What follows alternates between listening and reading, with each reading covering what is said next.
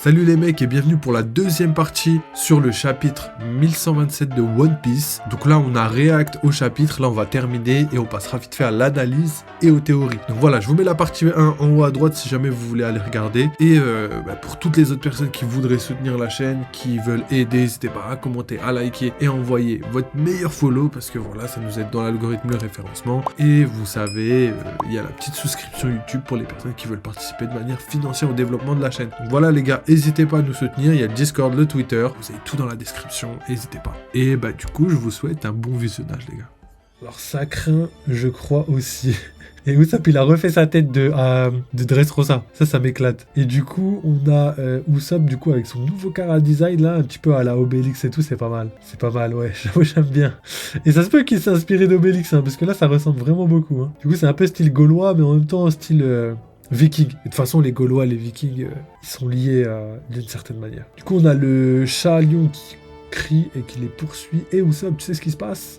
Quand je me suis réveillé, j'étais déjà ici. On était ensemble, non? On était au bord du navire des géants et on s'est saoulé. Mais oui, ça doit être à cause de cet alcool. Il a dit qu'il pouvait nous faire halluciner, non? C'est de l'absinthe, aussi appelée fée verte, évidemment. Donc voilà, là, ils sont dos au mur et il y a Usopp et Nami qui sont dans une impasse. Ah ouais, non mais c'est magnifique. Hein. Oh, le côté Lego, j'adore. Ah, le côté Lego, ça fait trop stylé. Hein. Là, ça fait vraiment stylé. En tout cas, les planches sont magnifiques. Hein. Je sais pas si c'est difficile à dessiner en géographique ou si c'est plus... je crois, frère, ça a l'air magnifique et ça a l'air difficile dans tous les cas. On est super haut et du coup, là, on a le chat qui continue de les poursuivre. T'as parlé d'hallucination, pas vrai, Nami? Si c'est le cas, on peut voir le chat, mais en réalité, c'est une hallucination. Et du coup... il a cru que c'était une hallucination et il s'est fait massacrer. Et Nami a pleuré. C'est peut-être elle la tête drôle parce que... Wesh. Nami, on l'a jamais vu comme ça. Mais Oda, wesh, c'est un truc de fou. C'est un truc de ouf ce qu'il nous propose Oda là en ce moment. Je trouve les dessins sont magnifiques, le côté Lego magnifique, Nami et tout, comme elle est ultra bien dessinée, ultra détaillée, avec sa coupe de cheveux et aussi tout le reste des détails, je trouve ça ouf. Regardez même la petite patte qui transperce le 4e mur et qui sort un petit peu de sa case. Trop bien fait, vraiment trop bien fait. Donc là on voit quoi? On voit que le chat, il envoie une patate et du coup il tombe et il détruit aussi une grosse partie du château. Et du coup on voit Nami qui elle était pas tombée au début mais qui finit par tomber malheureusement. Et là on a donc le chat qui se transforme en lion, ouais c'est une dinguerie. Je comprends pas. Mais lui, il a dû manger un fruit du démon, c'est pas possible. Peut-être que les fruits du démon, c'est plus lambda à Elbaf. Hein. Peut-être qu'on peut en trouver plus à Elbaf, du coup. Même les animaux sauvages en trouvent. En tout cas, c'est ce que j'ai l'impression, même si j'en suis pas totalement sûr. Donc voilà, Usopp est tombé et KO. Et on a donc Nami qui est au sol avec Usopp. Et ils peuvent plus rien faire. Pourquoi il y a un lion maintenant? C'est la fin. Usopp, relève-toi, ouvre les yeux, on va mourir. Et du coup, il crie. Ah ouais. Vous avez pas vu, mais elle a vraiment pris Usopp comme bouclier pour se protéger, mais je le voyais pas comme ça. Là, c'est vraiment abusé parce que Usopp, il est vraiment inconscient. C'est-à-dire, elle s'en sert même inconscient. Tu vois, Nami, elle sait comment se défendre. Hein. Ah ouais, elle abuse de ouf. Donc voilà, Nami chérie. Donc voilà, on entend Sanji arriver à la rescousse. Waouh, trop stylé.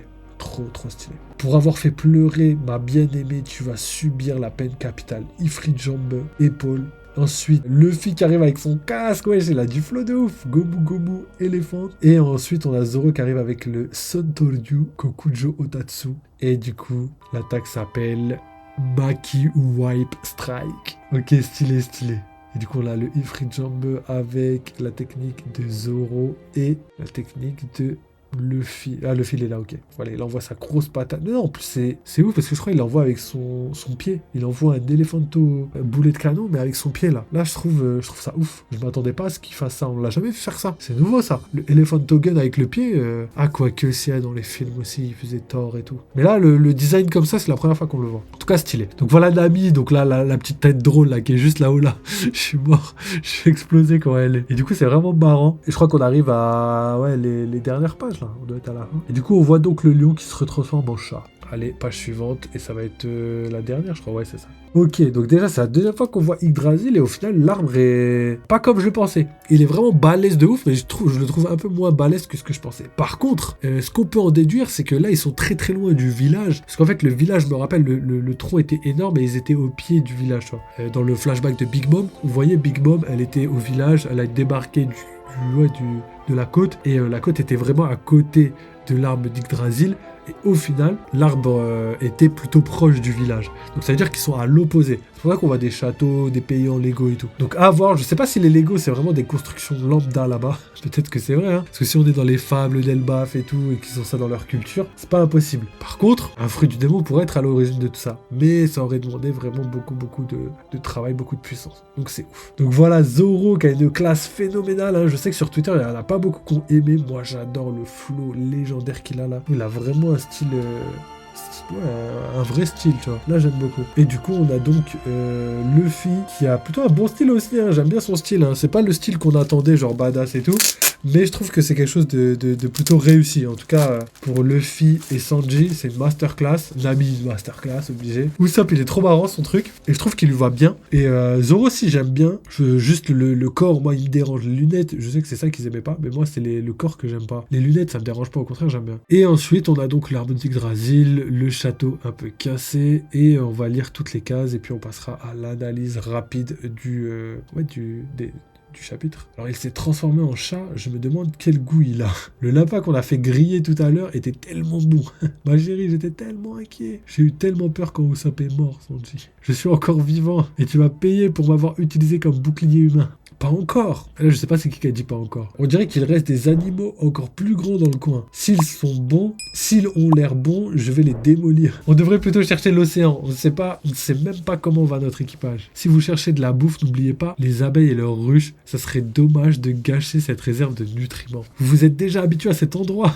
Bon sang, où est-ce qu'on est? C'est vrai qu'ils se sont habitués vraiment trop vite. Pour eux, c'est normal. Pour eux, c'est vraiment la vie normale. J'aime trop. Vers l'inconnu, couverture et color spread dans le prochain chapitre. Ok, pause la semaine prochaine. Ok, je me disais aussi, les liqueurs, c'est bizarre. Pourquoi ils nous ont dit qu'il y avait un chapitre 4 semaines d'affilée? Après, c'était impossible. Et au final, il y a bel et bien une pause la semaine prochaine. Donc voilà, la semaine prochaine, on se voit pas en tout cas pour les chapitres, mais on se voit pour des petites théories, petits détails, petites réacts un petit peu à ce qui se passe sur le net. Mais voilà.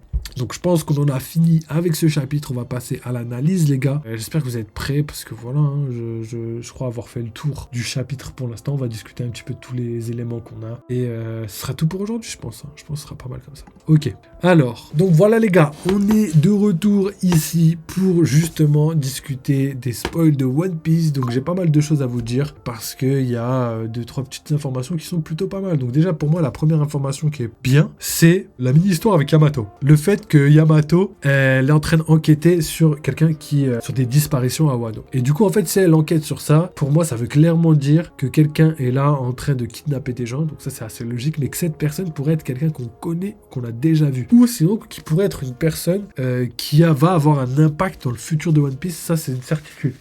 À moins que ce soit juste une petite histoire à raconter comme ça, mais sachant qu'on est au milieu, qu'on est à la moitié de la mini-histoire de Yamato, ce serait bête que la mini-histoire de Yamato soit juste vraiment juste des petites histoires juste pour rigoler, que une histoire qui pourrait avoir un impact sur le reste de One Piece, sur le reste des arcs, etc. Donc on va voir, mais potentiellement que ça pourrait être quelqu'un, je sais pas, peut-être un allié, hein, parce qu'on pense directement à un ennemi, mais peut-être un allié. Après moi, mes préférences, vous les connaissez, j'espère juste c'est Kaido et Big Mom qui essayent de se remettre et qui pourraient potentiellement rejoindre l'équipage de Barbe Noire pour reformer les Rocks, et ça ferait de lui l'équipage le plus puissant jamais vu dans l'histoire de la piraterie, et j'aimerais tellement voir ça, vraiment, hein, mais voilà, on verra bien. Pour l'instant, c'est pas d'actualité, mais on verra. Donc voilà pour ça. Et sinon, les gars, au niveau du chapitre, on a quand même pas mal d'informations sur Elbaf. Donc on a vu l'arbre d'Yggdrasil. Est-ce que l'arbre d'Yggdrasil correspond à l'arbre d'Adam? Pour l'instant, on n'a aucune confirmation. On a même plutôt le contraire. On pourrait penser le contraire, étant donné que le nom est bien présent. Cependant, je vous ai déjà parlé du fait que le Ryuo et le Haki et le Mantra, c'est des noms qu'on donne... c'est des noms différents, mais pour nommer la même chose. Donc ça pourrait être pareil pour l'arbre d'Yggdrasil et le bois d'Adam. Ou peut-être que le bois d'Adam c'est le bois et Yggdrasil c'est l'arbre, tout simplement. C'est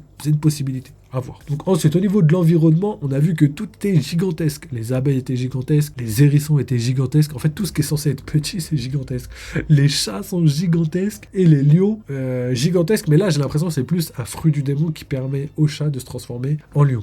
Donc on va voir ça, hein, on n'a pas de confirmation par rapport à ça, mais ça a l'air d'être ça. Ensuite, petite mention spéciale sur le chapitre, pourquoi? Parce que c'est vraiment magnifique, c'est-à-dire qu'au niveau du design des bâtiments, etc., le choix des Lego, donc la direction artistique, mais en même temps au niveau de la qualité des dessins et du rendu, je trouve ça magnifique, je trouve ça vraiment trop bien fait. Ça rentre parfaitement dans le côté féerique d'Elbaf, donc voilà, Oda a encore fait une masterclass, il a amené son petit côté Lego qui va avec le côté féerique joué pour enfants, pays imaginaire parfait, donc voilà, ça rentre parfaitement dans les cases. Donc ça, j'ai vraiment apprécié, surtout que c'était vraiment joli. La première image qu'on a eue, il n'y avait pas d'informations, tu vois, donc on pouvait pas vraiment savoir ce que ça allait donner, mais là, le reste, j'ai vraiment kiffé. Donc voilà, là, on a un chapitre qui est plutôt crescendo par rapport à ce qu'on a d'habitude, pas de narration sur plusieurs plans, etc., etc., juste au niveau du chapitre, on a 3 parties, et ça va crescendo dans le sens où, au début, on est qu'avec Nami tout seul, ensuite, Nami avec un ami, elle est toute seule, elle rencontre un ennemi, ensuite, on voit un deuxième ennemi, et en même temps, un allié, donc Usopp et le chat, et ça continue comme ça tout le chapitre, avec des révélations sur l'extérieur, des révélations sur ce qu'on voit dans Elbaf, mais tout tourne autour de la narration de ce qui se passe en ce moment. On n'a aucune information sur ce qui se passe à l'extérieur, juste des interrogations, donc c'est exactement comme ça qu'on commence un arc, avec des petites informations à droite à gauche, histoire de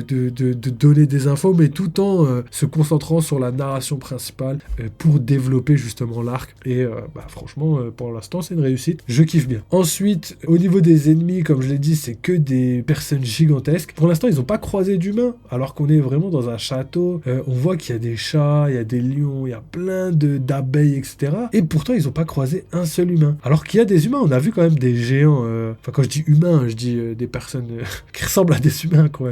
Parce qu'on a vu qu'il y avait des géants, mais c'est tout. Il n'y avait pas autre chose. Donc voilà, peut-être que la zone n'est pas une zone comme les autres. Peut-être que la zone, c'est une zone où on met tous les monstres bien vénères et qu'au final, c'est pas vraiment une ville. Ça, c'est une possibilité, même si c'est pas mon avis pour l'instant. Mais il faut bien prendre en compte que là, actuellement, on a quand même quelque chose de cohérent qui est en train de se construire. On a vu les géants avoir réagi au fait que les abeilles tombaient du ciel, et ça c'est parce que le château se trouve vraiment beaucoup plus haut que le reste et que les abeilles ont été brûlées par Nami et sont tombées au sol. Donc on peut imaginer peut-être qu'il n'y a personne dans le château, mais que tous les humains se trouvent à l'extérieur. Cependant, vu que Nami est tombée du château en bas avec Usopp, j'ai l'impression qu'il pourrait bientôt croiser des humains. Pour moi c'est la logique, sinon ça veut vraiment dire qu'il y a un problème dans la ville. Une ville où tu croises pas d'humains, c'est pas normal. Donc voilà. Donc je pense que j'ai fait le tour de tout ce que j'avais à dire. Pour moi, dans le prochain chapitre, voilà, c'est ça, on va commencer à avoir des révélations sur ce qui se passe ailleurs, ou sinon, comme je vous l'ai dit la dernière fois, il pourrait y avoir une coupure, c'est-à-dire qu'on voit pas ce qui se passe pour Usopp, Nami, etc., mais qu'on voit par contre à côté l'histoire de ce qui se passe avec Robin, Brook et potentiellement les autres. D'ailleurs, on oublie tout le temps, hein, je l'ai même oublié je crois dans le précédent live, mais on a complètement oublié que Chopper était là avec eux, il était censé être avec eux, et pour l'instant c'est le seul qu'on n'a pas vu de toute l'île. Donc peut-être qu'il peut se trimballer tranquillement, parce que voilà, c'est un animal, et du coup, vu qu'il y a que des animaux dans le coin, peut-être qu'ils passent inaperçus et qu'ils se font un petit peu dans la masse, ça c'est très probable, ou potentiellement il est quelque part et on va le revoir vraiment plus tard. Ou sinon, ce qui serait marrant, c'est qu'il soit dans une position un peu, pas de roi, mais qu'il était privilégié de par son statut d'animal, et qu'il soit respecté par les dieux aux grandes oreilles, ou potentiellement le chat aussi, c'est le dieu des chats ou le dieu des lions, j'en sais rien. Et du coup, ça pourrait être un parallèle assez sympathique de voir qu'il est pas adulé, mais respecté par l'ensemble des animaux, étant donné que lui peut parler aux animaux. Donc voilà, ça le mettrait dans une situation plutôt sympathique, alors que l'amie, la pauvre, voilà, elle peut pas s'en sortir, et au final, elle est en PLS, elle a failli mourir plusieurs fois, et elle utilise le Usopp comme bouclier, ça j'oublierai pas. Donc voilà, je pense avoir fait le tour des informations qui ont été données dans le chapitre. Donc voilà, je vous ai dit ce que je pensais qui pourrait arriver dans les prochains chapitres, hein. Pour moi, la rencontre avec des humains, ou sinon potentiellement tout ce qui se passe du côté du navire des géants, sans réponse à ce qu'on a dans le chapitre, ça pourrait être quelque chose de pas mal. Donc à voir.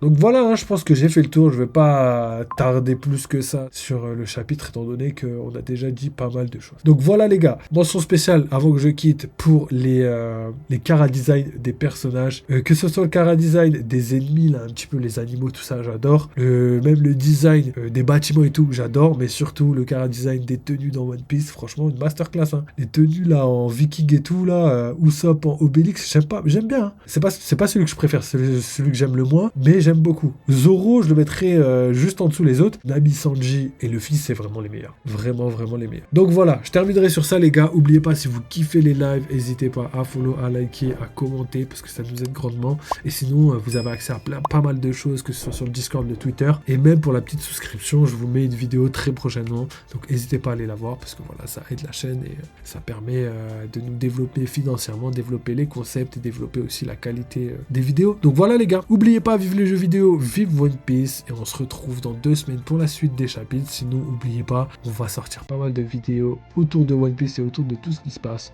pendant la semaine prochaine. Donc voilà les gars, allez, je vous laisse sur ça. Ciao les mecs.